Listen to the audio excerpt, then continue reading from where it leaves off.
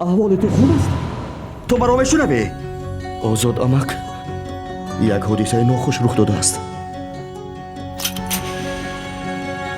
اون چیزی میگویم فقط باید بین ما ماند وگرنه همه گرفتاری بلا میشویم.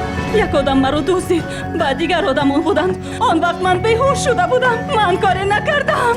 من بیگناهم. قسم میخورم این من نبودم. اپا این کارا من نکردم. تو دیگر چنین اپا نداری، فهمیدی؟ و من هم چنین دختر ندارم. من چی طور میتونم روی گردونم؟ پدرم از روی گردونید. من چی طور میتونم روی گردونم؟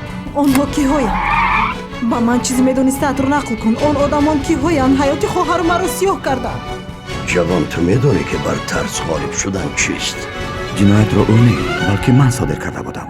به من سلاح لازم. مسئله ناموس. M Production 0302